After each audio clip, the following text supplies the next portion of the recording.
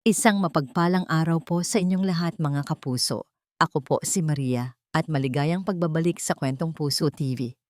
May mga pusong nagmamahal ng buo at may mga pusong wawasakin din ng buo. Sabi nila, ang pinakamasakit na kataksilan ay hindi nagmumula sa kaaway, kundi sa mga taong pinagkatiwalaan at minahal mo ng higit pa sa iyong sarili. Paano ka muling babangon kung ang sumaksak sa iyong likod ay ang mismong mga kamay na dati mong hinahawakan? Sigurado ka bang hindi niya pa rin nahahalata, Marco? Ang boses na yon, malambing, pamilyar at puno ng lihim. Boses ni Clara. Hindi, masyadong tiwala sa akin si Isabela at sa'yo. Iyon naman ang boses ng kanyang asawa, ang boses na gumigising sa kanya tuwing umaga sa loob ng 10 taon, ang boses na nangakong mamahalin siya habang buhay. Napatigil si Isabela sa pasilyo. Ang mga paa niya ay parang napako sa sahig. Isang hakbang na lang sana at papasok na siya sa kanilang opisina. Dala ang isang platong bagong lutong merienda. Pero ngayon, ang plato ay nanginginig sa kanyang mga kamay. Pero hanggang kailan tayo magtatago ng ganito? Nahihirapan na ako, Marco. Ang hirap magpanggap na parang ate ko pa rin siya. Narinig ni Isabela ang isang halik. Isang mabilis, ngunit malinaw na tunog ng mga labing nagtatagpo. At pagkatapos, ang sagot ni Marco. Ang sagot na dumurog sa lahat. Kaunting tiis na lang, mahal. Pagkatapos ng fiesta, sa atin na ang lahat. Ang hiyas ni Elena. Papalitan natin ng pangalan. Hindi na babagay ang pangalan ng nanay niya. It will be our legacy, Clara. Atin lang. Atin lang. Ang dalawang salitang iyon ay umalingaw-ngaw sa pandinig ni Isabela. Hindi. Hindi ito totoo. Siguro ay nananaginip lang siya. Baka pagod lang siya sa magdamag na pag-sketch ng mga bagong disenyo. Pero ang sakit. Ang matinding kirot na biglang kumalat sa kanyang dibdib. Ay napakatotoo. Ang plato ay bumagsak mula sa kanyang mga kamay. Ang tunog ng nababasag na babasagin ay pumunit sa katahimikan ng hapon.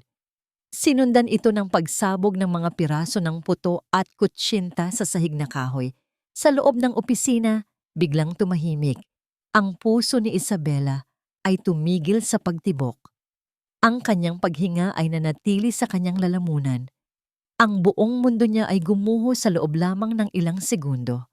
Ang asawa niya at si Clara, ang babaeng itinuring niyang kapatid, ang dalawang haligi ng kanyang buhay, ang dalawang tao na pinagkakatiwalaan niya ng higit sa sinuman, ay ang siya palang unti-unting sumisira sa kanya.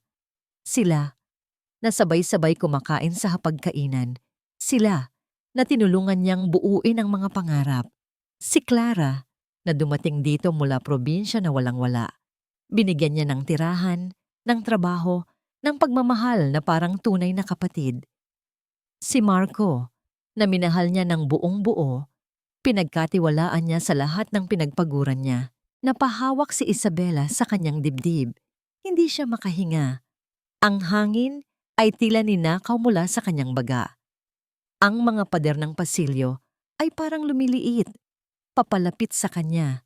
Handa siyang durugin. Narinig niya ang paggalaw ng doorknob. May tao ba dyan? Tanong ni Marco mula sa loob. Ang boses ay may halong kaba. Kailangan niyang umalis. Kailangan niyang tumakbo. Ngunit ang kanyang mga binti ay tumangging sumunod. Tila sila'y naging bato, kasing bigat ng katotohanang bigla niyang nalaman.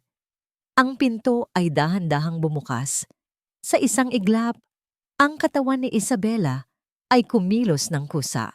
Bago pa man, tuluyang bumukas ang pinto, mabilis at tahimik siyang umatras, nagtago sa likod ng isang malaking cabinet ng mga tela na nakapwesto sa gilid ng pasilyo. Pinigil niya ang kanyang hininga. Ang likod ay nakadiin sa malamig na kahoy. Sumilip si Marco sa labas. Nakita lang niya ang basag na plato at nagkalat na pagkain sa sahig. Kumunot ang kanyang noo. Pusalang siguro, sabi niya. bago maingat na isinara muli ang pinto. Narinig ni Isabela ang pag-lock nito. Doon lang siya muling huminga. Ngunit ang bawat paghinga ay parang may kasamang libu-libong karayom na tumutusok sa kanyang puso. Hindi siya makagalaw. Hindi niya alam kung saan pupunta. Ang bawat sulok ng bahay na ito, ang bahay na itinayo niya mula sa dugot pawis, ay biglang naging selda. Ang kanilang kwarto? Hindi. Hindi niya kayang humiga sa kama kung saan natutulog ang isang taksil. Ang tanging lugar na naisip niya ay ang kanyang santuaryo, ang kanyang pugad. Dahan-dahan, parang isang anino, naglakad si Isabela patungo sa likod bahay, papasok sa hiwalay na pinto ng kanyang talyer. Ang hiyas ni Elena. Pagpasok niya, ang amoy ng tela, sinulid, at ang lumang kahoy ng sahig ay sumalubong sa kanya. Dati, ito ang amoy ng kanyang pangarap. Ngayon, ito ang amoy ng kanyang pagkawasak. Hindi niya binuksan ang ilaw. Hinayaan niya ang kadiliman ng gabi na unti-unting lumamon sa buong silid, na tinatanglawan lamang ng maputlang sinag ng buwan mula sa bintana. Naupo siya sa sahig, sa gitna ng lahat. Napapaligiran ng mga manika na suot ang kanyang mga disenyo, ng mga rolyo ng seda at satin, ng mga pangarap na tinatahi niya hindi lang para sa sarili niya, kundi para sa kanila, para sa kanilang tatlo. Ang mga alaala ay bumuhos na parang baha. Ang araw na dinala niya si Clara dito, isang teenager na payat at takot. Tinuruan niya itong gumamit ng makina, tinuruan niya itong mangarap. Ang araw na sinabi ni Marco na iiwan niya ang kanyang trabaho sa bangko para tulungan si Isabela sa finances ng shop. Para lagi na kitang kasama, sabi nito noon. Mga kasinungalingan, lahat ay kasinungalingan. Dumating ang hating gabi at pagkatapos ay ang madaling araw, ngunit si Isabela ay nanatili doon, nakaupo sa dilim. Hindi niya namalayan ang pagtulo ng kanyang mga luha. Ang alam lang niya, basang-basa na ang kanyang mga pisngi at nanlalamig na ang buong katawan niya. Kinaumagahan, isang sinag ng araw ang tumama sa kanyang mukha. At kasabay nito, ang pagbukas ng pinto ng talyer. Isabela? Anak? Ang boses na yon ay puno ng pag-aalala. Si Aling Lorna, ang kanilang pinakamatandang mananahi, ang kanang kamay ng kanyang ina noon. Maaga itong dumarating araw-araw. Nakita ni Aling Lorna si Isabela, magulo ang buhok, namumugto ang mga mata, nakabaluktot sa sahig, walang salitang lumabas sa bibig ng matanda. Nilapitan niya si Isabela, inalis ang alampay sa kanyang balikat at maingat na ibinalot ito sa nanlalamig na si Isabela. Ang simpleng kilos na yon ang tuluyang bumasag sa natitirang pagtitimpi ni Isabela. Humagulgol siya, isang iyak na nagmula sa pinakailalim ng kanyang kaluluwa. Ang iyak ng isang taong nawalan ng lahat. Sila, Aling Lorna, sila. Iyon lang ang paulit-ulit niyang nasabi sa gitna ng kanyang mga hikbi. Hinaplos ni Aling Lorna ang kanyang likod. Alam ko, anak, matagal ko nang nararamdaman. Natigilan si Isabela. Tumingala siya, ang mga matay puno ng tanong. May mga bagay na hindi kailangang sabihin para makita. Malungkot na sabi ni Aling Lorna. Nakita ko kung paano magbago ang mga tingin ni Clara. Narinig ko ang mga usapan nilang pabulong. Minsan, nakita ko si Clara na lumabas sa isang pawn shop. Hindi ko alam kung ano ang isinanla niya. Pero pagkatapos noon, lagi na siyang may bagong gamit. Ang bawat salita ni Aling Lorna ay kumpirmasyon. Kumpirmasyon na hindi siya nababaliw. Anong gagawin ko? Tanong ni Isabela. Ang boses ay basag at puno ng kawalan ng pag-asa. Hinawakan ni Aling Lorna ang kanyang kamay. Ang palad ng matanda ay magaspang dahil sa dekada ng pagtutulak ng karayom, pero ito ang pinakamatatag na bagay na nahawakan ni Isabela sa buong magdamag. Sa ngayon, anak, tumayo ka muna. Maghilamos ka. At pagkatapos, haharapin natin sila. Pero hindi ngayon. hindi sa paraang inaasahan nila. Bago pa man makasagot si Isabela, bumukas muli ang pinto ng talyer. Si Marco, nakabihis na para sa trabaho, may ngiti sa mga labi na hindi umaabot sa kanyang mga mata. Ang parehong ng ngiti na ibinigay niya kagabi bago siya pumasok sa opisina kasama si Clara. "Good morning, mahal. Dito ka pala natulog?" sabi niya. Ang boses ay puno ng pekeng pag-aalala. "Kumusta na ang progress ng collection para sa fiesta? Malapit na ang deadline." Napatingin si Isabela sa mukha ng kanyang asawa. Ang mukha ng lalaking minahal niya. Ang mukha ng isang halimaw na nakasuot ng maskara. Itinaas niya ang kanyang baba, pinunasan ang natitirang luha sa kanyang pisngi, at pinilit na hindi manginig ang kanyang boses. Doon, sa harap ng dalawang taong magkaiba ang panig sa kanyang buhay, kailangan niyang mamili. Ang sumabog o ang maghintay? Huminga ng malalim si Isabela. Pinilit na pakalmahin ang nagwawalang unos sa kanyang dibdib. Ang bawat tibok ng kanyang puso ay parang martilyong pumupukpok sa kanyang sentido. Tumingin siya diretso sa mga mata ni Marco. "Maayos naman," sagot niya. Sinisikap na gawing normal ang kanyang boses. "Medyo na-inspire lang ako kagabi, kaya dito na ako nag-drawing." Ngumiti si Marco. Isang nangiting puno ng kasiyahan na para bang naniniwala siya sa bawat salita niya. "That's my wife. Laging dedicated. Sige na, mag-almusal na tayo. Nagluto si Clara ng paborito mong sinangag." Clara. Ang pangalan na yon ay parang lason na kumalat sa kanyang pandinig. Tumangulang si Isabela at sa tulong ni Aling Lorna, dahan-dahan siyang tumayo. "Salamat po, Aling Lorna," bulong niya sa matanda. Isang tingin lang ang isinukli nito. Isang tingin na nagsasabing, "Kaya mo yan." Ang paglalakad mula sa talyer pabalik sa kusina ng bahay ang pinakamahabang paglalakad sa buhay ni Isabela. Ang bawat hakbang ay mabigat. Ang bawat sulok na dati nagpapaalala sa kanya ng masasayang alaala ay ngayoy tila isang eksena sa isang krimen. Pagdating nila sa kusina, naroon si Clara, abala sa pag-aayos ng mesa. Tumingala ito at ngumiti nang makita siya. Ang parehong malambing na ngiti na narinig niya kagabi. "Ate Isabela, gising ka na pala. Halika, kain na tayo. Pinaghanda kita ng kape." Masayang bati nito. Kung isa lang itong pelikula, sasabunutan na niya ito. Isasampal sa mukha nito ang katotohanan. Ngunit hindi. Kailangan niyang maging matatag. Kailangan niyang magsuot ng sarili niyang maskara. "Salamat, Clara," sagot ni Isabela. Umupo sa kanyang karaniwang pwesto. Ang almusal na yon ay isang purong pagpapahirap. Narinig niya si Marco na pinupuri ang luto ni Clara. Narinig niya si Clara na nagtatanong kung anong kulay ang babagay sa kanya para sa fiesta. At narinig niya ang sarili niyang sumasagot sa mga tanong. Nagbibigay ng mga opinyon na para bang normal ang lahat. Bawat subo ng pagkain ay parang buhangin sa kanyang bibig. Bawat tawa nila ay parang punyal sa kanyang tainga. Pinagmamasdan niya sila, ang mga palihim nilang sulyap sa isa't isa. Kapag akala nila'y hindi siya nakatingin. Ang paraan ng pag-abot ni Marco ng asin kay Clara na may bahagyang pagdampi ng kanilang mga daliri. Mga detalye, mga maliliit na detalye na dati hindi niya napapansin, pero ngayon, sumisigaw sa harap niya.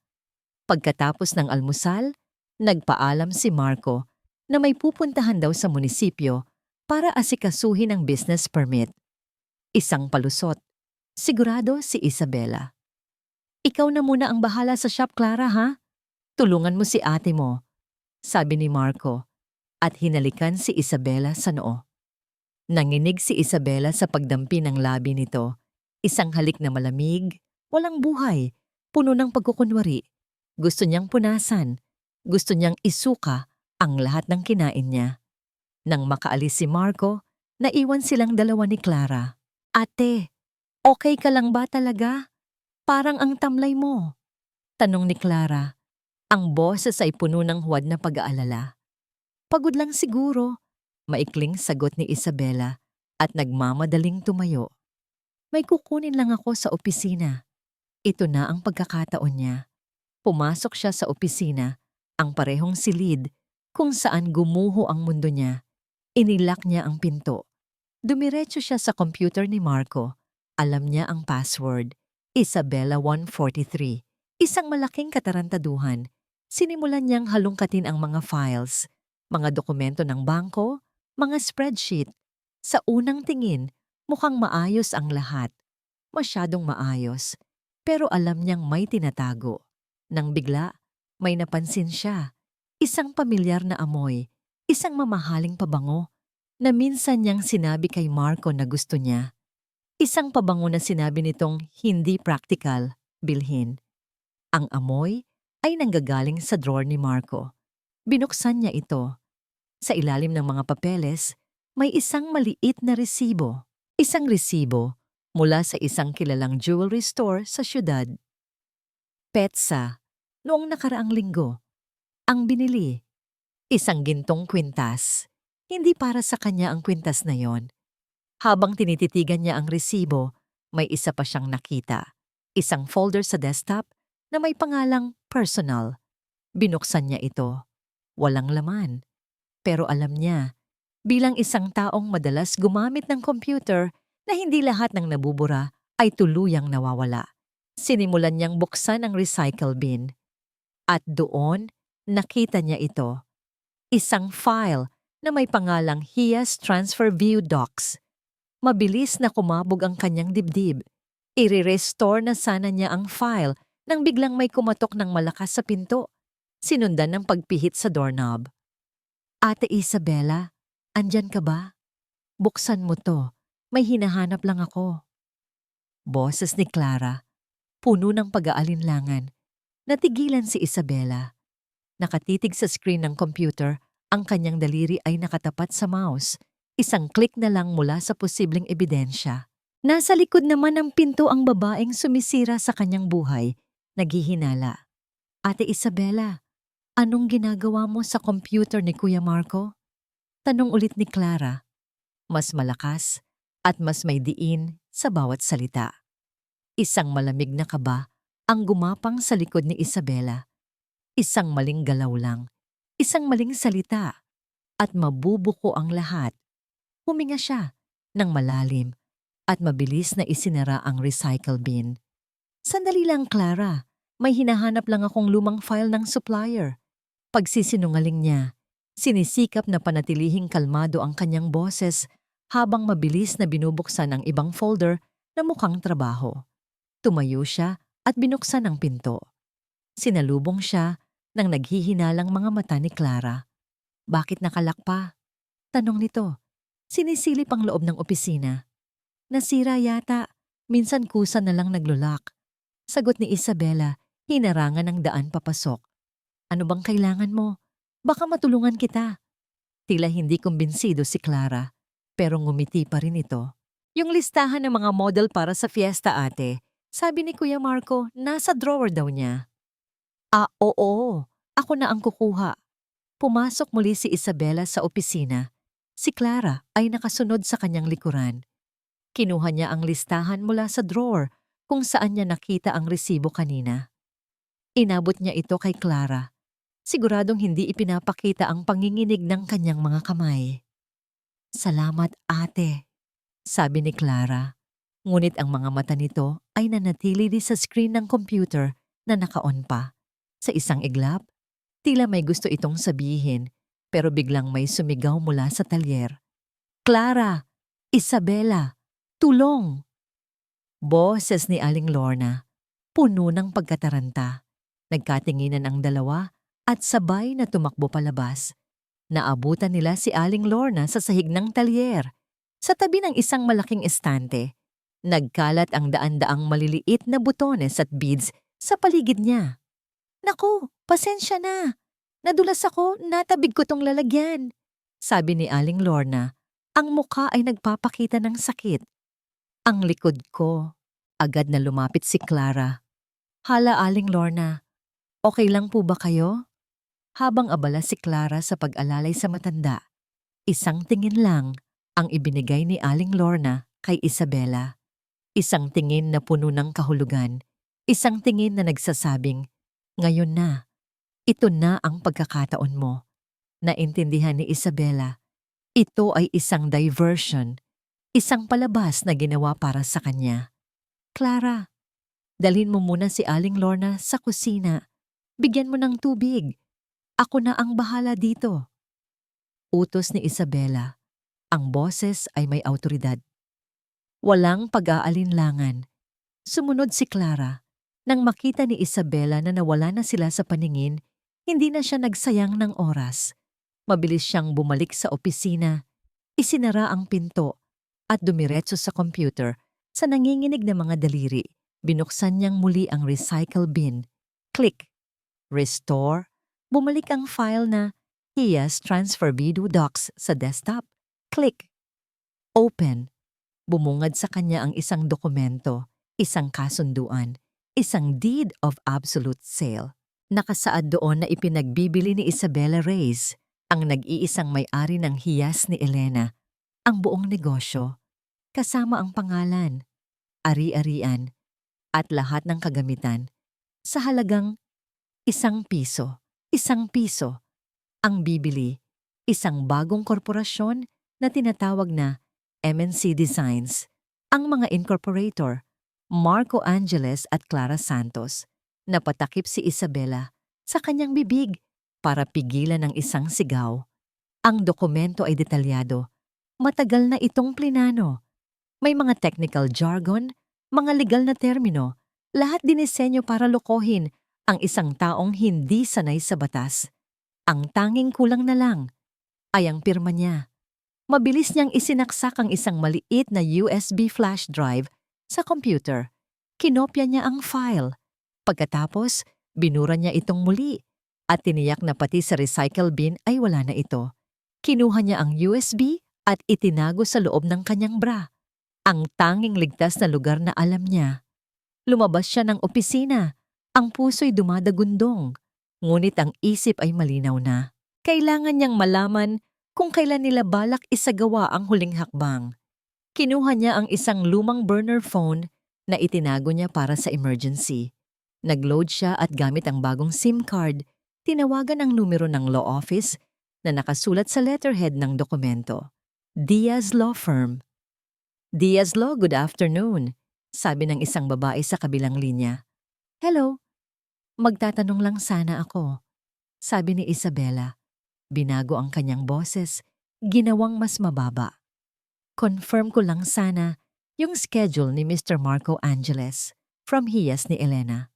Sandali lang po, ma'am, sabi ng sekretarya. Narinig ni Isabela ang pag-click ng keyboard. Opo. Nakaschedule na po ang final signing nila, Mr. Marco at Miss Clara, sa araw pagkatapos ng fiesta. 10 a.m. po. Sa araw pagkatapos ng fiesta, ang deadline. Okay, salamat, sabi ni Isabela at mabilis na ibinaba ang tawag. Tinanggal niya ang SIM card at binali ito sa dalawa. Ngayon, alam na niya.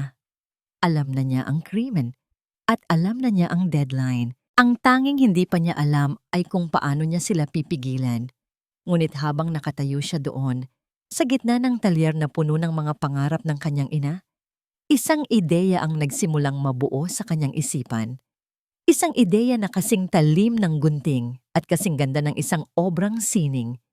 Pagkatapos ng tawag, bumalik si Isabela sa talyer. Ang gulo na ginawa ni Aling Lorna ay naayos na, ngunit ang katahimikan sa loob ng silid ay mas matindi pa kaysa dati. Umupo siya sa kanyang lumang silya sa harap ng kanyang mesa. Ang mesang ito ay gawa sa Nara, pamana pa, mula sa kanyang ina. Dito unang nabuo ang mga disenyo ng hiyas ni Elena. Dito rin niya naramdaman ang unang kislap ng tagumpay. At ngayon, dito niya nararamdaman ang bigat ng buong mundo.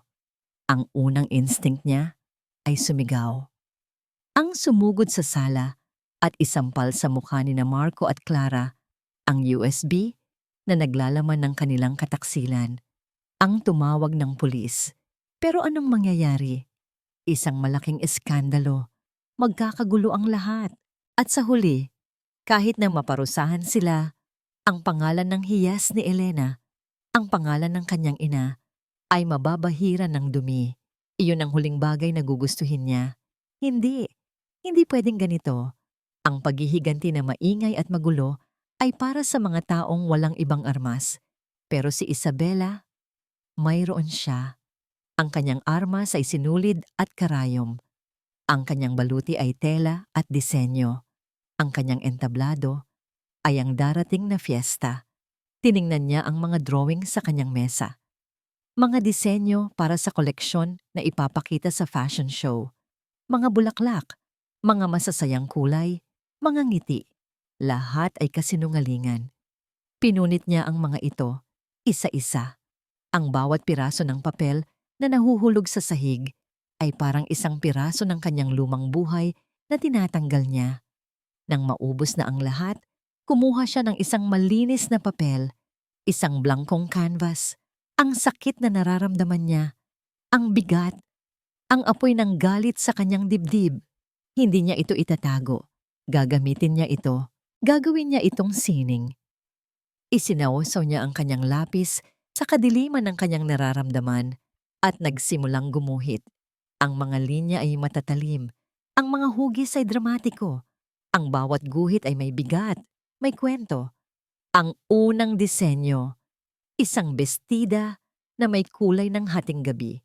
Simple sa harap, ngunit sa likod, isang masalimuot na disenyo na parang mga luhang dumadaloy, gawa sa maliliit na itim na kristal. Tinawag niya itong luha sa likod. Ang pangalawang disenyo, isang gown na gawa sa pinagpatong-patong na manipis na tela. Parang mga bulong na hindi marinig. Ang kulay, abo. Tinawag niya itong mga lihim na tinig. Sunod-sunod, isa-isang nabubuo ang mga disenyo sa papel. Bawat isa ay mas matapang, mas makahulugan kaysa sa naon. Hindi na ito koleksyon ng damit. Ito ay isang naratibo, isang kwento ng pagtitiwala, panlilinlang, at pagkasira. Ang pamagat ng koleksyon, kataksilan. Napatigil siya. Sa unang pagkakataon mula nang marinig niya ang usapan nila, isang pakiramdam ng kapangyarihan ang dumaloy sa kanyang mga ugat. Hindi na siya ang biktima na nakaupo sa dilim. Siya na ngayon ang direktor ng kanilang huling palabas. Sila ang nagbigay ng script, pero siya ang magdedesisyon kung paano ito magtatapos. Hating gabi na nang matapos siya. 12 disenyo, 12 kabanata ng kanyang sakit. Pero may kulang. Ang finale, ang pinaka-espesyal. Tumingin siya sa labas ng bintana, sa direksyon ng maliit na kwarto kung saan natutulog si Clara, ang babaeng itinuring niyang kapatid, ang babaeng ahas. Isang ngiti, isang mapait, malamig, at determinadong nangiti ang sumilay sa mga labi ni Isabela. Kumuha siya ng bagong papel at nagsimulang idetalye ang panghuling obra. Isang gown na lilikumin ang lahat ng kasinungalingan. Isang gown na sisigaw ng katotohanan kahit walang sinasabi. Isang gown para kay Clara. Pumasok si Aling Lorna sa talyer. Nag-aalala. Dala ang isang tasa ng mainit na tsokolate. Nakita niya ang mga bagong disenyo na nakalatag sa mesa. Nanlaki ang kanyang mga mata. Walang salita. Naintindihan niya ang lahat. Kaya ba natin itong tapusin bago ang fiesta? Tanong ni Isabela. Hindi inaalis ang tingin sa kanyang mga guhit. Tinitigan ni Aling Lorna ang mga disenyo. Pagkatapos ay tumingin sa determinadong mukha ni Isabela. Sa tulong ng Diyos at ng dalawa ko pang mapagkakatiwalaang mananahi, sabi ng matanda. Oo, anak, kaya natin. Kinabukasan, habang nag-aalmusal, pumasok si Clara sa kusina. Suot ang bago niyang sapatos. Halatang mamahalin. Ate, naisip ko lang, ano kaya kung ako na ang mag-model ng final gown sa fiesta? Para mas special, sabi nito, puno ng kumpiyansa. Nag-angat ng tingin si Isabela mula sa kanyang kape. Tumingin siya kay Clara. Diretso sa mga mata nito at sa kauna-unahang pagkakataon, hindi siya nag-iwas. Ngumiti siya. Oo naman, Clara. Actually, kagabi, may naisip na akong perpektong disenyo para sa'yo. Talaga ate? Anong itsura? Tuwang-tuwang tanong ni Clara. Sorpresa, sagot ni Isabela. Pero ipapangako ko sa'yo. Hinding-hindi mo ito malilimutan. Ito ang pinaka-espesyal sa lahat. Ang mga sumunod na araw ay naging isang malaking laro ng pagkukunwari sa umaga at isang sikretong operasyon sa gabi. Sa umaga, ang talyer ng hiyas ni Elena ay gumagana tulad ng dati. Si Isabela, kasama si Aling Lorna at dalawa pang mananahi, sina Tess at Nelia, ay abala sa pagtahi ng mga pangkaraniwang bestida para sa mga regular na customer. Si Clara naman ay nag-aasikaso ng mga kliyente, sinusukat ang mga modelo para sa fiesta, at paminsan-minsan ay sumisilip sa ginagawa nila. Walang kamalay-malay sa tunay na nangyayari. Pero pagpatak ng 6:00 ng gabi, kapag ang talyer ay sarado na at sina Marco at Clara ay abala sa kanilang sariling mundo, ang tunay na trabaho ay nagsisimula. Sa unang gabi ng kanilang operasyon, tinipon ni Isabela sina Aling Lorna, Tess at Nelia sa pinakasulok ng talyer. Si Tess at Nelia ay dalawa sa pinakamatagal na niyang tauhan. Mga babaeng simple, masisipag, at may malaking utang na loob sa nanay ni Isabela na siya nang unang nagbigay sa kanila ng trabaho. Walang paligoy-ligoy, ipinakita ni Isabela ang USB. Nandito ang ebidensya, sabi niya. Ang boses ay mahina, ngunit matatag. Nandito ang plano nilang kunin ang lahat. Ang hiyas ni Elena, ang pinaghirapan ni nanay. Hindi na kailangan ng mahabang paliwanag. Nakita ni Tess at Nelia ang sakit sa mga mata ni Isabela. Nakita nila ang mga palihim na kilos ni Marco at Clara sa mga nakaraang buwan. Ang biglaang pagyaman ni Clara. Ang madalas na pag-alis ni Marco na may meeting. Walang hiya sila. Unang nagsalita si Tess, isang babaeng maliit pero matapang. Itinuring mo silang pamilya, Isabela. Ano ang maitutulong namin? Tanong naman ni Nelia na mas mahinahon. Inilatag ni Isabela ang mga disenyo ng koleksyong kataksilan sa isang malaking mesa. Ang ilaw lamang mula sa isang maliit na lampshade ang nagsisilbing liwanag nila, lumilikha ng mahahabang anino sa kanilang mga mukha. Ito, sabi ni Isabela, ito ang magiging sagot natin. Kailangan nating itong matapos bago ang fiesta nang hindi nila nalalaman. Nagkatinginan ang tatlong mananahi.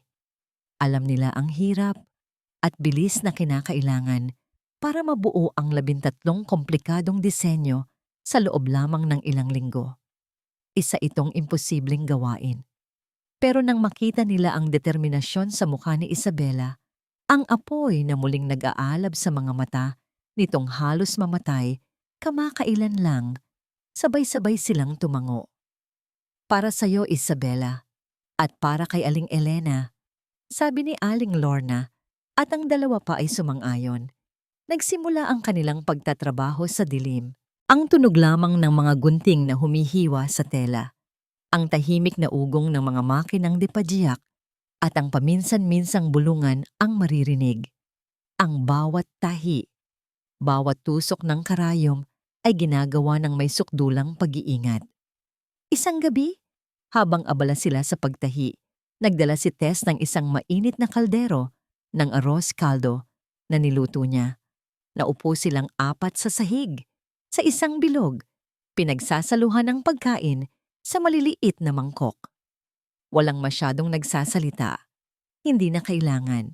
Sa katahimikan na yon, sa pagbabahagi ng simpleng pagkain, isang bikisang nabuo. Isang alyansa ng mga babaeng lumalaban, hindi lang para sa kanilang trabaho, kundi para sa tama. Ito ang naging ritual nila. Pagsapit ng gabi, ang talyer ay nagiging isang kuta. Itinatago nila ang mga totoong disenyo sa ilalim ng mga lumang retaso ng tela sa bodega tuwing matatapos sila at inilalabas muli kinabukasan ng gabi. Isang araw, biglang pumasok si Marco sa talyer. Mas maaga kaysa sa inaasahan. Mahal, sabi niya kay Isabela. May ngiti sa labi. Good news. May kaibigan akong investor. Gusto niyang makita ang shop natin. Interesado siyang mag-invest para sa expansion. Dadalhin ko siya dito bukas. Natigilan silang lahat. Ang kanilang mga kamay ay nanigas sa ibabaw ng kanilang mga tinatahi. Isang investor. Isa na namang kasinungalingan. Isa itong malinaw na hakbang para ihanda ang pag-takeover. Nagkatinginan si Isabela at si Aling Lorna. Paano nila itatago ang lahat? Paano kung makita ng investor ang mga disenyo ng kataksilan? Ang kanilang sikretong operasyon ay nasa bingit ng pagkabisto. Ang balita ni Marco ay parang bombang sumabog sa kanilang munting kuta. Nang gabing iyon, doble ang kanilang pag-iingat. Maingat nilang ibinalik sa pinakatagong sulok ng bodega ang bawat piraso ng koleksyong kataksilan, bawat padron, bawat metro ng itim na seda, bawat hibla ng kanilang paghihiganti. Pinalitan nila ito ng mga ligtas na disenyo. Mga bestidang pangabay sa kasal, mga uniforme, at ilang luma ngunit disenteng gown. Inayos nila ang talyer para magmukha itong abala sa mga karaniwang proyekto. Kinabukasan, dumating si Marco kasama ang isang lalaking naka-Amerikana. Mukhang mayaman at sopistikado. Si Clara ay nasa tabi nila. Nakangiti ng matamis, suot ang isa sa mga bagong bestida na halatang mamahalin. Para silang isang perpektong pamilya yan ng negosyante. Isang pamilya na handa ng sakmalin ang lahat. Mahal, this is Mr. De Villa, pagpapakilala ni Marco. Mr. De Villa, my wife, Isabela, the creative genius behind hiyas ni Elena. Ngumiti si Isabela, isang ngiting pinraktis niya nang paulit-ulit sa salamin. Welcome to our humble shop, Mr. De Villa. Nagsimula ang paglilibot. Si Marco ang nangunguna, nagsasalita na parang siya ang nagtayo ng buong lugar. Ipinagmamalaki niya ang mga makina, ang kalidad ng mga tela, ang bilang ng kanilang mga kliyente. Si Clara naman ay abala sa pag-assist, inaayos ang mga damit sa manekin, nagdadagdag ng mga komento tungkol sa vision nila para sa hinaharap. Isang sayaw ng mga ahas. At si Isabela, kasama sina Aling Lorna, Tess at Nelia, ay napilitang sumabay sa tugtog. Sumasagot sila sa mga tanong. Tumatango, nagpapanggap na bahagi ng masayang pamilyang yon. Habang si Marco ay abala sa pagpapabilib kay Mr. De Villa sa bodega, isang lalaking nagpakilalang pamangkin ni Aling Lorna ang dumating. Siya ay isang binatang technician. Pasensya na po sa abala, sabi ng binata kay Clara. Pinapunta po ako ni Tia Lorna para i-check yung computer sa opisina. Nagloloko daw po kasi. Nangunot ang noo ni Clara. Ngunit abala siya sa pag-aasikaso sa bisita kaya tumango na lang siya. Sige, bilisan mo lang. Iyon ang hudyat. Habang ang atensyon ng lahat ay nasa loob ng talyer, mabilis na pumasok ang pamangkin sa opisina. Hindi computer repair ang pakay niya. Sa loob ng wala pang 5 minuto, nakapag-install siya ng isang maliit, halos hindi mapansing software sa computer ni Marco. Isang keylogger at sound recorder. Isang digital na espiya. Paglabas niya, nagpasalamat siya at umalis na. Walang sino mang nakahalata. Nang matapos ang tour, nasiyahan si Mr. De Villa. Impressive work, Mr. Angeles, sabi nito habang kinakamayan si Marco. I will be in touch with my offer. Nang makaalis na ang bisita, hindi maitago ni na Marco at Clara ang kanilang tuwa. Nag-appear pa sila ng palihim. Si Isabela naman, sa gitna ng lahat ng pagkukunwari, ay lumapit sa isang mannequin na may suot na simpleng bestida. May isang tahi na medyo tabingi. Kumuha siya ng karayom at sinulid. At sa harap nilang lahat, maingat niyang inayos ito. Ang kanyang mga kamay ay kalmado. Ang kanyang focus ay nasa bawat tusok. Ito ang kanyang paraan ng pagsasabi. sa sarili niya at sa universo na kahit anong mangyari, ang kaluluwa ng lugar na ito ay kanya pa rin. Galing mo talaga, mahal, sabi ni Marco. Niyakap siya mula sa likod. With Mr. De Villa's investment, mas marami ka pang magagawang magagandang disenyo. Hindi sumagot si Isabela. Ngumiti lang siya. Isang nangiting may dalang lihim na panganib. Gabi. Mag-isang nakaupo si Isabela sa dilim ng talyer. Bukas ang kanyang laptop. Nag-login siya sa isang secure na email address na ginawa para sa kanya. At doon, nakita niya ito. Ang unang email mula sa software. Isang audio file, may timestamp ng 5:30 p.m. Ilang minuto matapos umalis si Mr. De Villa. Nanginginig ang kanyang mga kamay. Hinanap niya ang kanyang earphones, isinaksak ito at pinindot ang play button. Ang unang narinig niya ay ang tawa ni Clara. Ang galing ng acting natin kanina, Marco. Lalo ka na. Sumunod ang boses ni Marco.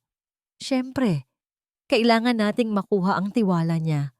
Once na mapirmahan niya ang investment at mapirmahan ni Isabela ang transfer, tapos ang laro. Wala na siyang habol. May katahimikan. At pagkatapos, narinig ni Isabela ang tanong ni Clara. Isang tanong na nagpalamig sa dugo sa kanyang mga ugat.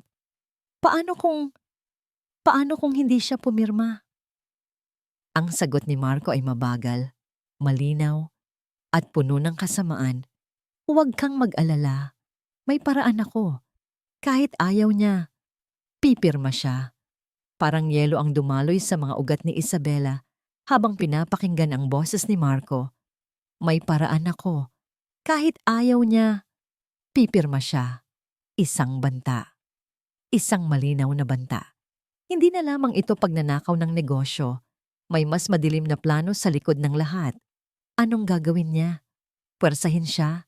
Saktan siya? Ang takot ay nagsimulang kumapit sa kanya.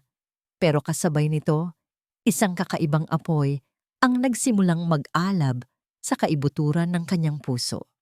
Isang apoy na hindi na lang basta galit. Ito ay determinasyon. Tapos na ang panahon ng pag-iyak. Tapos na ang panahon ng pagiging biktima. Ang mga tinig na narinig niya sa recording na yon, ang huling patak na nagpaapaw sa kanyang pasensya. Pinakinggan niya ang buong recording. Narinig niya kung paano nila pagtawanan ang kanyang kabaitan na tinawag nilang katangahan. Narinig niya ang mga plano nila pagkatapos makuha ang hiyas ni Elena, magbabakasyon sa Europa, bibili ng bagong kotse at palalayasin siya sa sarili niyang bahay na may dalang kaunting pera for her practical needs. Bawat salita ay isang dagok. Bawat tawa ay isang sampal. Nang matapos ang recording, hindi siya umiyak. Hindi siya sumigaw. Isang nakakabinging katahimikan ang bumalot sa kanya. Hinubad niya ang earphones at maingat na isinave ang audio file sa 3 magkakaibang lugar. Sa USB, sa kanyang laptop, at sa isang secure cloud storage. Ito na. Ito na ang ebidensyang hindi nila matatatanggi. Hindi na lang ito isang dokumentong walang pirma. Ito na ang kanilang mga boses, ang kanilang intensyon, ang kanilang kasamaan. Dala ang kanyang laptop, naglakad si Isabela palabas ng talyer at pumasok sa bahay. Naabutan niya sina Marco at Clara sa sala. Nanonood ng TV, tumatawa. Mukha silang masaya at kontento. Tumayo si Isabela sa harap ng TV. Hinarangan ng kanilang pinapanood. Isabela, may problema ba? Tanong ni Marco, halatang nairita. Tiningnan sila ni Isabela, isa-isa. Ang kanyang mga mata ay malamig at walang emosyon. Wala, sabi niya. Gusto ko lang sabihin na, tama kayo. Kailangan na nating mag-expand. Nagkatinginan sina Marco at Clara. Ang kanilang mga muka ay nagpakita ng gulat at pagtatagumpay. I've been thinking, patuloy ni Isabela, ang boses ay kalmado. Maybe it's time to let go of the past. Ang pangalang hiyas ni Elena, masyado nang luma. Kailangan natin ng bago, mas moderno, something like MNC Designs. Ang reaksyon sa mga mukha nila ay hindi mabibili. Ang pagkagulat, ang pagkalito, Ang kasakiman na hindi na nila sinusubukang itago. Di talaga, mahal? Nauutal na tanong ni Marco. Oo, at yung final signing na sinasabi mo sa akin dati. Gawin na natin pagkatapos ng fiesta para sabay-sabay na ang selebrasyon. Hindi na napigilan ni Clara ang nangiti sa kanyang labi. Si Marco naman ay tumayo at niyakap si Isabela. I knew you'd understand. Ito na ang simula ng lahat para sa atin. Naramdaman ni Isabela ang pagyakap ng ahas. Hindi siya gumanti. Nanatili lang siyang nakatayo, malamig na parang bato. Pero may isang kondisyon, sabi niya, dahan-dahang humiwalay sa yakap. Ano yon? Kahit ano, mabilis na sagot ni Marco.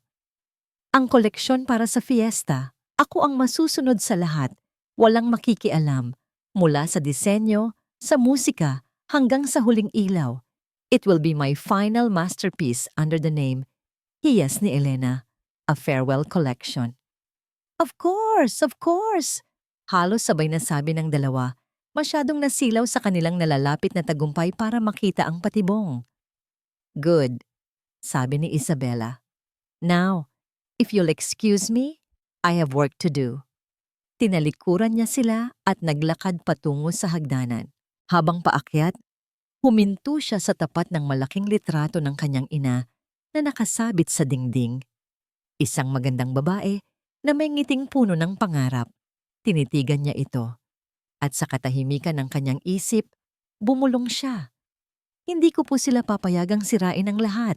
Nay, para sa inyo ito. Pumasok siya sa kanyang silid, hindi sa kwarto nila ni Marco, kundi sa lumang guest room. Kinuha niya ang kanyang cellphone at nag-type ng isang email sa pamangkin ni Aling Lorna. Naka-attach dito ang audio file at ang kopya ng kontrata. Ang laman ng email ay isang simpleng utos. I-sync mo ito sa final walk. Ang linggo bago ang fiesta ay lumipas na parang isang panaginip o mas tamang sabihing isang bangungot na may magandang fasad. Dahil sa pag-aakalang nakuha na nila ang loob ni Isabela, naging kampante sina Marco at Clara. Ang kanilang mga galaw ay naging mas halata.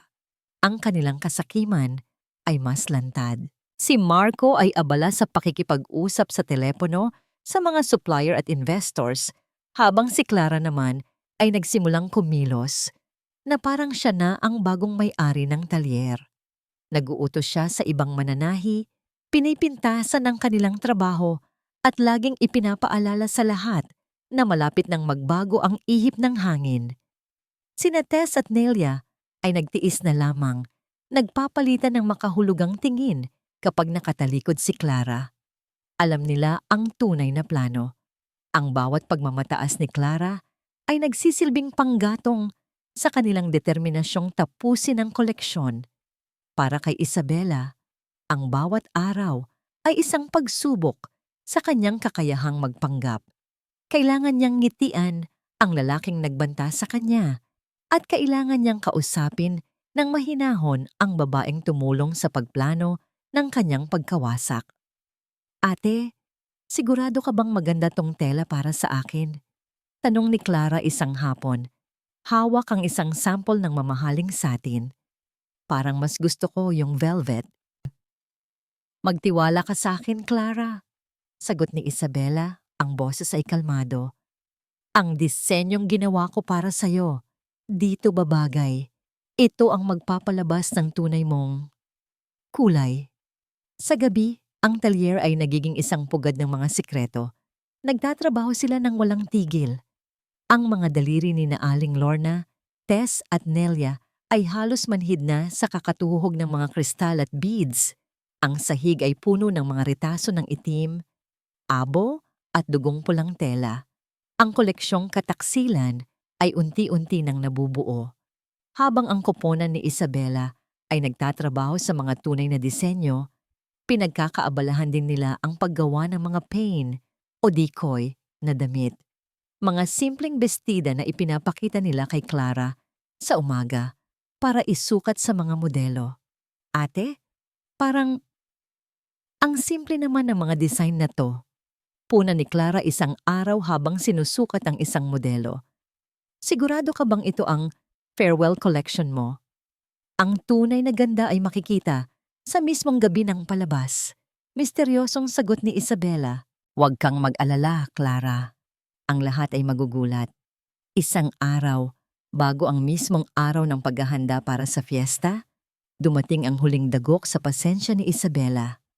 Abala si Clara sa pagsusukat ng isa sa mga dekoy na damit, isang simpleng puting bestida. Dahil sa pagmamadali at kawalan ng ingat, nasabit ang tela sa isang matulis na tornilyo ng upuan. Isang mahabang punit ang lumitaw sa palda. Ano ba yan? Sigaw ni Clara, hindi sa pagkataranta, kundi sa inis. Ang hina naman ang klase ng tela na to, hindi man lang matibay. Walang salitang sorry o pasensya na. Diretsong sisi sa materyales. Lumapit si Isabela, tiningnan niya ang punit. Ito'y isang maliit na bagay na kayang-kaya niyang ayusin sa loob ng ilang minuto. Ngunit ang reaksyon ni Clara, ang hindi niya kayang palampasin. Bago pa man makapagsalita si Isabela, pumasok si Marco. Anong nangyayari dito? Tanong niya. Itong bestida, Marco. Sira agad. Paano na to? Isusuot ng modelo bukas. Sumbong ni Clara na parang isang batang inagawan ng laruan. Tiningnan ni Marco ang damit. Pagkatapos ay tumingin ng masama kay Isabela. Isabela, ano ba to? Pati ba namang quality control pinababayaan mo na? Baka naman masyado ka nang nagre-relax dahil aalis ka na. Tandaan mo, may show pa tayong kailangang asikasuhin. Ang akusasyon, ang kawalan ng respeto. Sa harap ng kanilang mga tauhan, nanigas si Isabela. Ang lahat ng emosyon na pinipigilan niya sa loob ng mga linggo ay biglang gustong kumawala. Gusto niyang sumigaw. Gusto niyang isampal sa kanila ang katotohanan. Pero nakita niya ang tingin ni Aling Lorna mula sa sulok. Isang tingin na nagpapaalala, huwag ngayon, malapit na. Huwag mong ibigay sa kanila ang gusto nila. Huminga siya ng malalim. Tumingin siya kay Marco, pagkatapos kay Clara. Pasensya na, sabi niya. Ang bawat salita ay kontrolado. Ako na ang bahalang mag-ayos niyan. Huwag kayong mag-alala. Magiging perpekto ang lahat para sa fiesta. Ngumiti siya. Ang pinakamatamis, pinakamalamig na ngiti na kaya niyang ibigay. Isang ngiti na nangangakong lahat, sila ay makakatanggap ng bagay na perpekto at nararapat para sa kanila. Malapit na. Malapit na ang gabi ng pagtutuos. Ang bisperas ng fiesta ay dumating kasama ng isang kakaibang bigat sa hangin. Para sa buong bayan, ito ay araw ng paghahanda para sa kasayahan. Ngunit sa loob ng hiyas ni Elena, ito ang huling araw ng paghahanda para sa digmaan. Maagang natapos ang trabaho sa talyer. Ang lahat ng 13 gown ng koleksyong kataksilan ay nakabalot na ng maayos sa mga itim na garment bag, nakatago at handa ng ibiyahe patungo sa venue kinabukasan. Ang mga decoy na damit naman ay nakasabit sa labas para isipin ni na Marco at Clara na iyon ang koleksyon. Ang USB na naglalaman ng lahat ng ebidensya ay nasa kamay na ng pamangkin ni Aling Lorna na siya ring in charge sa technicals ng show. Ang lahat ng audio at visual cues ay napagplanuhan na. Bawat segundo ay nakakalkula. Nang gabing iyon, mag-isang nilibot ni Isabela ang kabahayan. Ang bawat muebles, bawat litrato sa dingding, bawat sulok ay may dalang alaala. Ang sala, kung saan sila nag-usap ni Marco tungkol sa kanilang mga pangarap noong bagong kasal pa lang sila. Ang kusina, kung saan niya tinuruan si Clara kung paano magluto ng adobo. Ang dating masayang tahanan ay isa na ngayong malaking entablado ng kasinungalingan. Pumasok siya sa kanilang dating kwarto. Ang lahat ay nasa ayos pa rin. Ang damit ni Marco ay nakasabit sa aparador. Ang pabango nito ay nasa mesa. Pero para kay Isabela, para na itong isang museo ng patay na pag-ibig. Umupo siya sa gilid ng kama at binuksan ang isang maliit na kahon sa kanyang bedside table. Sa loob nito ay may 2 plane ticket papuntang Paris. Regalo sana niya ito kay Marco para sa kanilang darating na 10th wedding anniversary. Sorpresa sana, isang pangarap na sabay nilang binuo. Ang makita ang Eiffel Tower, ang maglakad sa mga kalsada ng pinakasikat na fashion capital sa mundo. Hinawakan niya ang mga tiket. Ang papel ay malamig sa kanyang mga daliri. Isang pangarap na ngayon ay naging abo. Pagkatapos ng ilang sandali, tumayo siya. Dinala niya ang kanyang mga gamit, isang maleta ng damit, ang kanyang sketchbook, at ang maliit na antigong makinang panahi ng kanyang ina, at inilipat sa guest room. Mula ngayong gabi, dito na siya matutulog. Isinara niya ang pinto ng kanilang dating kwarto at hindi na lumingon pa. Bumaba siya at dumiretso sa talyer para sa huling pagsusuri. Tiningnan niya ang bawat gown na nakabalot. Ang bawat isa ay isang piraso ng kanyang puso, ng kanyang sakit, ng kanyang lakas. Habang hinahaplos niya ang isa sa mga garment bag, biglang nag-vibrate ang kanyang burner phone sa kanyang bulsa. Isang numero na hindi rehistrado. Binuksan niya ang mensahe. Maikli lang ito. Mag-ingat ka. Alam nila na may alam ka. Nanlamig ang buong katawan ni Isabela. Sino ito? Paano niya nalaman? At ano ang ibig sabihin ng alam nila na may alam ka? Hindi kaya? Hindi kaya ang lahat ng pagpapanggap niya ay walang silbi? Alam na ba nila mula pa sa simula? Isa ba itong malaking patibong? Ang kumpiyansang binuo niya sa loob ng mga linggo ay biglang gumuho. Ang takot na pilit niyang ibinaon ay muling umakyat sa kanyang lalamunan. Tumingin siya sa paligid ng madilim na talyer. Ang mga anino ay tila gumagalaw. Ang bawat tunog mula sa labas ay parang mga yabag na papalapit. Nag-iisa siya at posibleng nasa panganib. Narinig niya ang pagbukas ng pinto ng bahay, sinundan ng mga boses ni Marco at Clara. Masaya sila. Katatapos lang nilang makipag-dinner sa mga organizer ng fiesta. Kailangan niyang maging kalmado. Ano man ang ibig sabihin ng text na yon, huli na para umatras. Ang palabas ay dapat magpatuloy. Pinatay niya ang ilaw sa talyer at tahimik na bumalik sa guest room, nilakang pinto. Humiga siya sa kama, ngunit hindi siya makatulog. Ang mga salita sa text message ay paulit-ulit na umiikot sa kanyang isipan. Mag-ingat ka. Sa kabilang banda ng bahay sa loob ng master's bedroom, nagbubulungan sina Marco at Clara. Sigurado ka bang hindi pa rin siya naghihinala? Tanong ni Clara, may bakas ng kaba. Parang, ang weird niya lately, laging kalmado. Mas maganda nga yun, sagot ni Marco, habang binibilang ang isang makapal na pligo ng pera. Tanggap na niya ang kapalaran niya. Masyado siyang mahina para lumaban. Bukas, pagkatapos ng show, magiging atin na ang lahat at wala na siyang magagawa. Ngumiti si Marco sa dilim. Isang ngiting puno ng kasiguraduhan. Hindi niya alam na sa kabilang kwarto, hawak ni Isabela ang kanyang cellphone. Binabasa muli ang misteryosong text.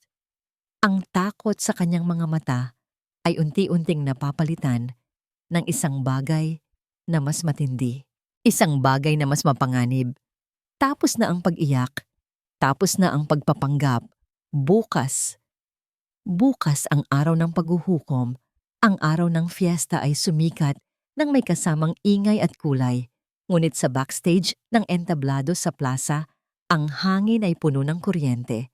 Si Isabela, suot ang isang simpleng itim na bestida, ay kumikilos ng may tiyak at tahimik na awtoridad. Pinangangasiwaan niya ang bawat detalye, mula sa pag-aayos ng mga modelo hanggang sa huling pagsusuri ng ilaw at tunog.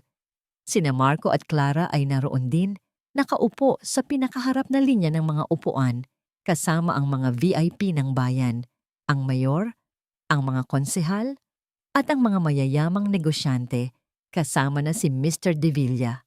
Sila ang larawan ng isang power couple, nakangiti at kumakaway sa mga kakilala. Ang kanilang mga mukha ay puno ng pag-aabang, hindi para sa sining, kundi para sa katuparan ng kanilang kasakiman. Sa backstage, nilapitan ni Aling Lorna si Isabela. Handa na ang lahat, anak. Ang technician ay naghihintay na lang ng hudyat mo. Tumango si Isabela. Ang kanyang puso ay dumadagundong sa kanyang dibdib. Ang mensahe kagabi ay bumabagabag pa rin sa kanya. Ngunit ngayon, wala nang urungan. Tiningnan niya ang mga modelo na nakalinya. Suot ang mga unang disenyo ng koleksyong kataksilan. Ang kanilang mga muka ay seryoso. Naunawaan nila ang bigat ng kanilang iraramp. Nagsimula ang palabas. Ang unang lumabas ay isang modelo na suot ang pinunit na tiwala, isang magandang bestida na may print na parang basag na salamin.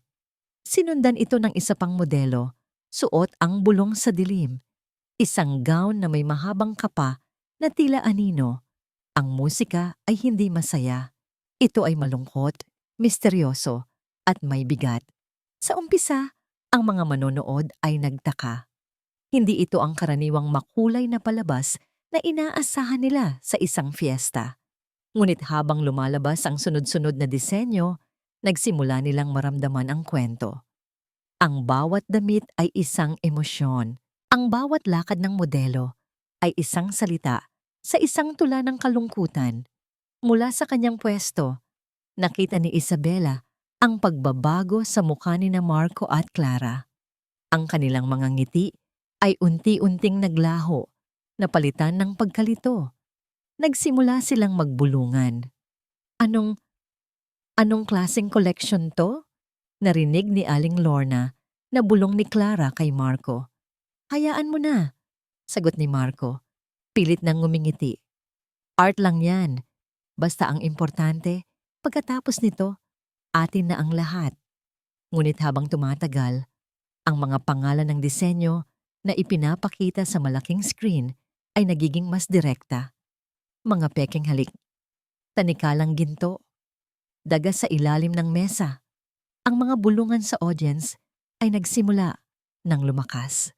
Ang mga tao ay nagsisimula ng makaramdam na may mas malalim na kahulugan ang kanilang pinapanood. Hindi na ito isang simpleng fashion show. Isa na itong pampublikong pag-amin ng sakit. Ang ika-12 disenyo ay lumabas. Isang dugong pulang gown, tinawag na saksak sa likod. Sa likod nito, isang disenyo ng mga kristal ang kumikinang na parang dugo na dumadaloy mula sa isang sugat na malapit sa puso. Sa puntong iyon, si Marco ay hindi na mapakali sa kanyang upuan. Ang kanyang mukha ay namumutla. Alam na niyang hindi ito isang ordinaryong palabas.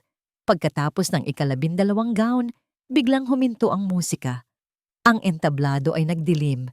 Isang spotlight ang bumukas, nakatutok sa host sa gitna. Isang madamdaming koleksyon mula kay Miss Isabela Reyes, anunsyo ng host. At ngayon, para sa pagtatapos ng gabing ito, ang finale, ang obra maestra na nilikha para sa pinakabagong bituin ng hiyas ni Elena. Ang nag-iisang Miss Clara Satos. Isang magalang na palakpakan ang narinig.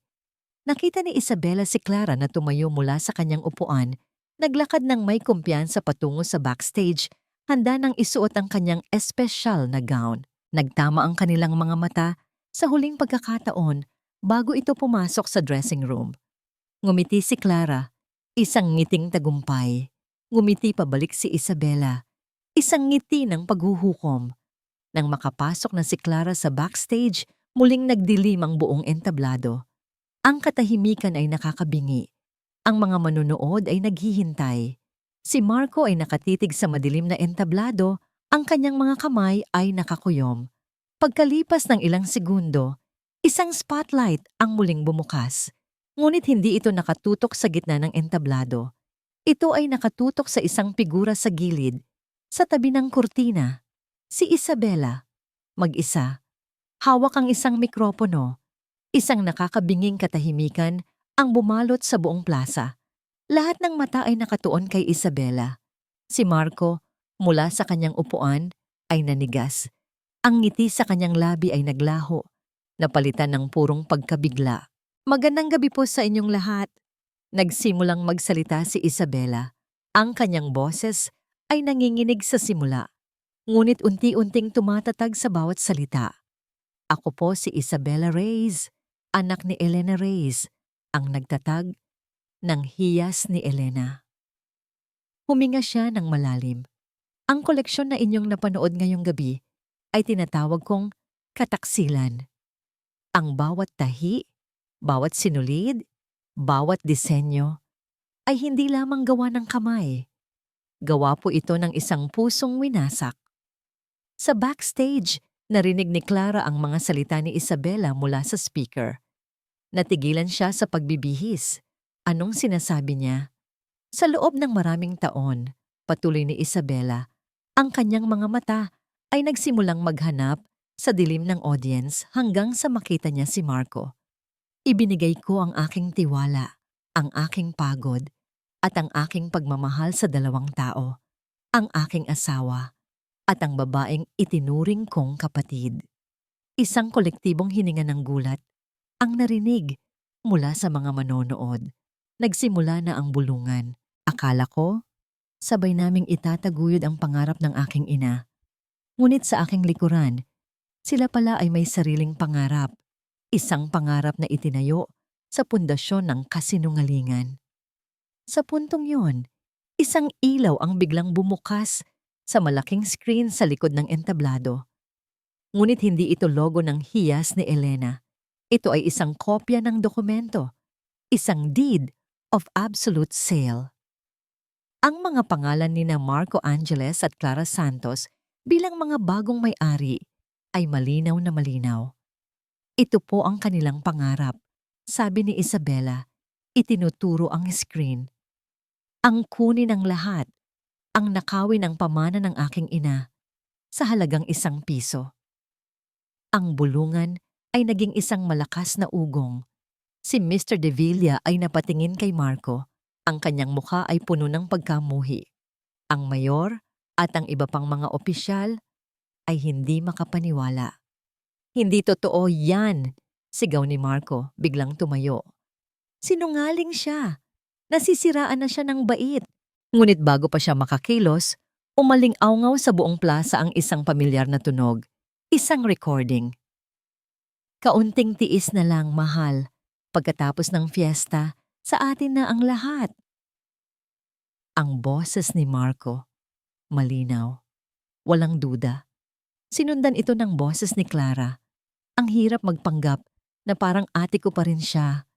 Namutla si Marco na parang papel. Ang buong audience ay natahimik, nakikinig sa bawat salita ng kataksilan. Narinig nila ang plano, narinig nila ang pagtawa, at narinig nila ang banta. Paano kung hindi siya pumirma? Huwag kang mag-alala. May paraan ako. Kahit ayaw niya, pipirma siya. Pagkatapos ng huling linyang yon, isa pang ilaw ang bumukas sa entablado. Nakatutok ito sa gitna. At doon, lumabas si Clara. Nakasuot ng finale gown. Ito ay isang obra maestra. Isang gown na kulay ginto. Kumikinang, marangya. Ngunit ang disenyo ay hindi pangkaraniwan.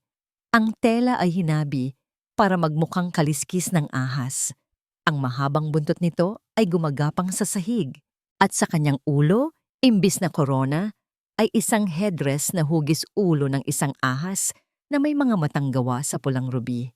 Nakatayo si Clara sa gitna ng entablado, naliligo sa liwanag, mukhang reyna. Ngunit sa saliw ng recording ng kanyang sariling kataksilan, at sa harap ng libo-libong matang mapanghusga, hindi siya mukhang reyna. Mukha siyang isang mga agaw na nahuli sa akto. Isang ahas na nalantad ang tunay na balat. Hindi siya makagalaw. Ang kanyang mukha ay puno ng takot at hiya. Sa wakas, natapos ang recording. Ang katahimikan ay mas mabigat kaysa dati.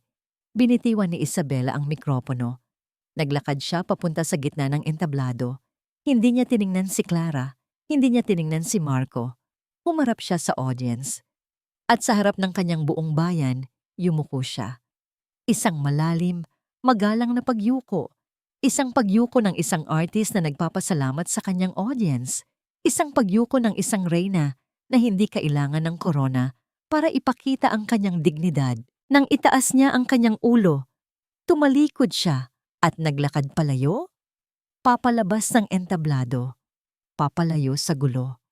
Ang katahimikan ay binasag ng isang palakpak. Galing kay Aling Lorna.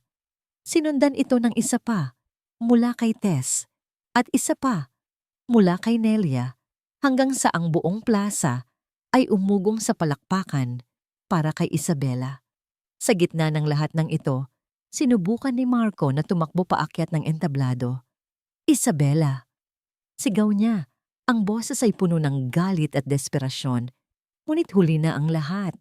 2 pulis na alerto na ng abogado ni Isabela bago pa man magsimula ang show, ang humarang sa kanya. Ang palabas ay tapos na. Ang fashion show na dapat ay hudyat ng masayang pagsisimula ng fiesta ay nagtapos sa isang malaking eskandalo. Ang plaza ay puno ng bulungan at mga nag-uusisang tingin. Ang mga pulis ay mahinahong inilalabas si Marco mula sa venue habang si Clara naman ay nanatiling nakatayo sa entablado, nagyayelo sa kahihiyan bago siya inalalayan pababa ng mga organizer. Ang gintong gown na parang balat ng ahas ay tila naging isang mabigat na kadena sa kanyang katawan. Habang ang lahat ay abala sa kaguluhan, si Isabela ay tahimik na naglakad papalayo, kasama sina Aling Lorna, Tess at Nelia. Hindi na siya lumingon pa. Dumiretso sila sa talyer, ang lugar na naging saksi sa kanyang pagdurusa at pagbangon. Pagpasok nila, ang katahimikan ay sumalubong sa kanila. Ang amoy ng sinulid at tela ay pareho pa rin, ngunit may nagbago na. Ang mabigat na enerhiya ng mga nakaraang linggo ay tila naglaho, napalitan ng isang pakiramdam ng kahungkagan. Walang nagsasalita. Naupo lang si Isabela sa kanyang silya, ang parehong silya kung saan niya unang ginuhit ang mga disenyo ng kataksilan. Napatingin siya sa kanyang mga kamay. Hindi na sila nanginginig. Pagkalipas ng ilang minuto, dumating ang kanyang abogado, si Attorney Reyes, isang babaeng nasa edad 50, matalas at may dignidad. Isabela, sabi nito, ang boses ay mahinahon. Nasa presinto na sila. The evidence is overwhelming. Bukas na bukas, isasampa natin ang mga kasong qualified theft, estafa, at falsification of documents. Tumango lang si Isabela. Yung nag-text sa'yo kagabi, patuloy ng abogado. Isa pala siyang paralegal sa opisina ni Diaz na konsensya siya. Siya ang nagbigay sa akin ng kopya ng mga CCTV footage kung saan pa ulit-ulit na nag-uusap sina Marco at Clara kasama ang abogado nila. It will solidify our case. Kaya pala, isang butil ng kabutihan sa gitna ng karumihan. Anong mangyayari sa kanila? Mahinang tanong ni Isabela. Matagal silang makukulong. Diretsong sagot ni Attorney Reyes. At ang hiyas ni Elena ay mananatiling sayo. Ligtas na ito. Ligtas na. Ang salitang yon ay dapat magdulot ng saya, ng ginhawa. Pero ang naramdaman ni Isabela ay isang malalim na pagod. Ang pakikipaglaban ay tapos na. Ang adrenaline ay nawala na. Ang natira na lang ay ang mga sugat. Nang makaalis na ang abogado, nilapitan ni Aling Lorna si Isabela. May dala siyang isang tasa ng mainit na tsa. Inilapag niya ito sa mesa. Tapos na, sabi lang ng matanda. Tumingin si Isabela kay Aling Lorna at sa mga mata nito, nakita niya ang sariling pagod. Sa isang iglap, bumalik sa kanya ang lahat. Ang 10 taon ng pagsasama nila ni Marco. Ang 5 taon na itinuring niyang kapatid si Clara. Lahat ng iyon, nawala na parang bula. Ang tagumpay ay may kasamang pait. Ang hustisya ay may kasamang lumbay. Kinabukasan, ang balita ay kumalat sa buong bayan na parang apoy. Ang pangalan ni Marco at Clara ay naging simbolo ng kataksilan. Ang mga tao ay nag-uusap tungkol sa kanila sa palengke, sa simbahan, sa mga karinderya. Ang hiya, ang kahihiyan, ay naging panghabambuhay na sentensya para sa kanila, mas mabigat pa kaysa sa hatol ng korte. Si Isabela naman ay hindi lumabas ng bahay. Tinulungan siya ni na Aling Lorna na ayusin ang mga gamit sa talyer. Habang nagliligpit, nakita ni Isabela ang 2 tiket papuntang Paris na naiwan niya sa ibabaw ng kanyang mesa. Ang pangarap, ang kasinungalingan. Kinuha niya ito. Tinitigan niya ng matagal. Aling Lorna, tawag niya sa matanda. Bakit anak? Kayo na po muna ang bahala dito, sabi ni Isabela. Ang kanyang boses ay may bagong determinasyon. May kailangan lang po akong puntahan. Bago pa man makapagtanong si Aling Lorna, kinuha ni Isabela ang kanyang pitaka at cellphone at mabilis na lumabas ng pinto. Hawak-hawak ang 2 tiket. Hindi niya alam kung saan siya pupunta, pero alam niyang kailangan niyang umalis, kahit sandali lang. Ang desisyon ay dumating ng hindi inaasahan, parang isang sariwang hangin pagkatapos ng matinding bagyo. Nagpasya si Isabela na ibenta ang hiyas ni Elena sa isang presyong makatarungan para kina Aling Lorna, Tess at Nelia. Ang kondisyon niya ay simple, panatilihin ang pangalan, panatilihin ang pamana ng kanyang ina. Naintindihan ni na Aling Lorna. Alam nilang kailangan ni Isabela ng pagbabago, ng pahinga at ng bagong simula. Dito pa rin ang bahay mo, Isabela, sabi ni Aling Lorna. Ang kanyang mga mata ay puno ng lungkot at pagmamahal. Kahit kailan, pwede kang bumalik. Ngumiti si Isabela. Salamat po, Aling Lorna. Alam ko po. Kinuha niya ang kanyang mga gamit. Hindi marami. Ilang damit, ang kanyang mga sketchbook, at ang pinakamahalaga sa lahat, ang lumang makinang panahi ng kanyang ina. Inilagay niya ito sa isang malaking kahon. Hindi ito basta gamit. Ito ang kanyang koneksyon sa nakaraan at ang simbolo ng kanyang pag-asa sa hinaharap. Ate, sigurado ka na ba talaga? Tanong ni Tess. May luha sa mga mata. Oo, Tess. Oras na para lumipad. Sagot ni Isabela. Ang kanyang boses ay kalmado na, walang bakas ng sakit. Ang araw ng kanyang pag-alis. Maaga pa. Tahimik ang buong bahay. Wala sina Marco at Clara. Wala na sila sa bahay na ito. Bago siya sumakay sa tricycle patungong bus terminal, yumakap siya kay Aling Lorna ng mahigpit.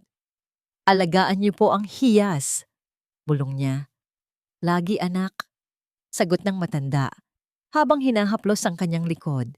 Sa bus terminal, kinuha ni Isabela ang 2 tiket patungong Paris. Isang simbolo ng pangarap na nawasak. Pero hindi na ngayon. Ngayon, isa itong simbolo ng kanyang kalayaan. Bago siya sumakay, kinumpleto niya ang huling ritual. Kinuha niya ang isa sa mga tiket, ang tiket na sanay para kay Marco. Tinitigan niya ito ng matagal. Ang mga numero, ang petsa, ang pangalan, at dahan-dahan, sa harap ng lahat ng pagtataksil na kinakatawan nito, pinunit niya ito sa maliliit na piraso. Ang mga piraso ay pinakawalan niya sa hangin. Hayaan silang lumipad. Hayaan silang mawala. Hayaan silang kalimutan. Ang sakit, ang galit, ang pagkabigo. Lahat ay lumilipad palayo kasama ng mga piraso ng papel. Inilabas niya ang natitirang tiket. Ang tiket para sa kanya. Ang tiket patungo sa kanyang bagong buhay. Sumakay siya sa bus patungong airport. Ang biyahe ay mahaba, ngunit ang kanyang isip ay payapa. Ang mga alaala ng nakaraan ay naroon pa rin, ngunit hindi na sila nakakasakit. Sa loob ng eroplano, umupo siya sa tabi ng bintana. Nang umakyat na ang eroplano, unti-unting lumiit ang mga bahay, ang mga kalsada, ang buong bayan. Lumiit ang hiyas ni Elena. Lumiit ang plaza. Lumiit ang lahat ng sakit at pagdurusa. Isang huling tingin, isang patak ng luha ang dumaloy sa kanyang pisngi. Ngunit iba ito sa mga luha ng nakaraan. Hindi ito luha ng kalungkutan. Hindi ito luha ng galit. Ito ay luha ng paglaya, ng pagpapatawad, ng pag-asa.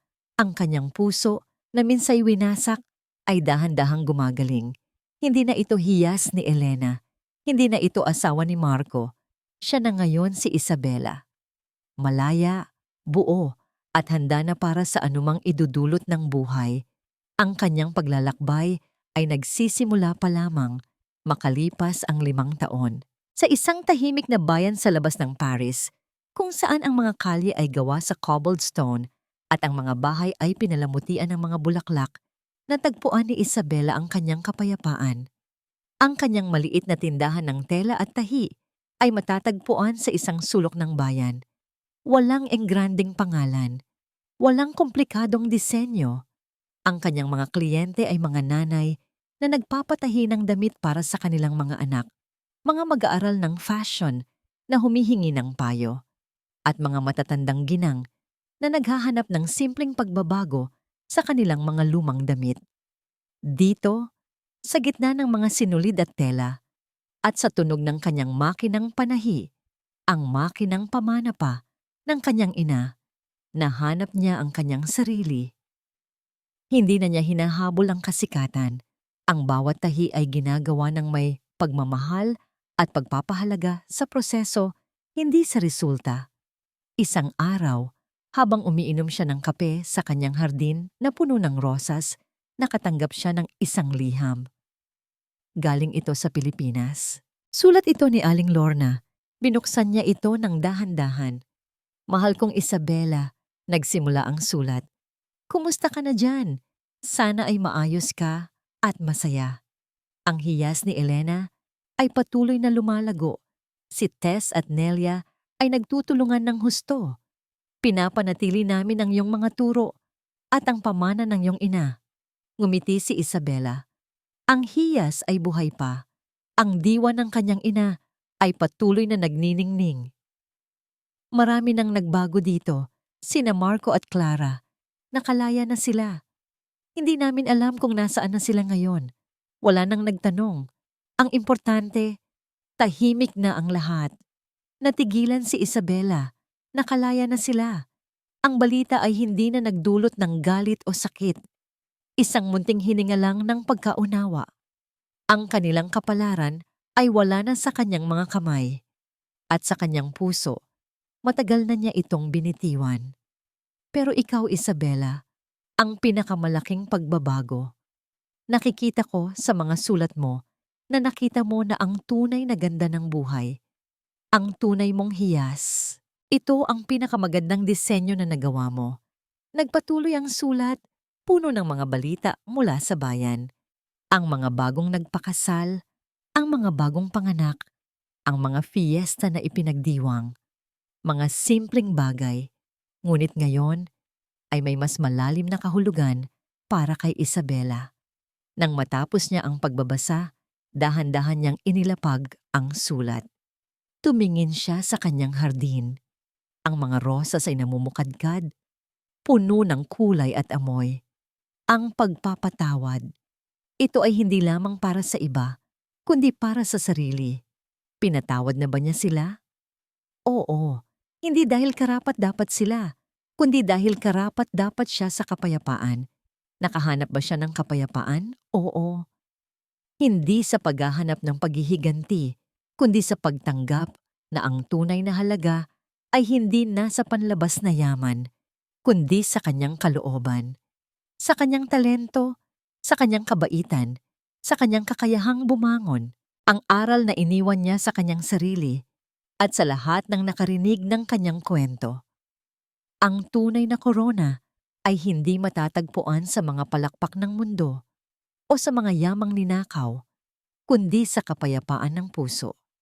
Ang tunay na hiyas ay ang dignidad na pinili mong panatilihin kahit sa gitna ng unos. Ang tunay na pag-ibig ay ang pagmamahal sa sarili, sapat upang bumangon at lumipad muli. Ngumiti si Isabela, isang tunay, taos-pusong ngiti. Kinuha niya ang kanyang makinang panahi, inilagay sa mesa sa hardin at sinimulan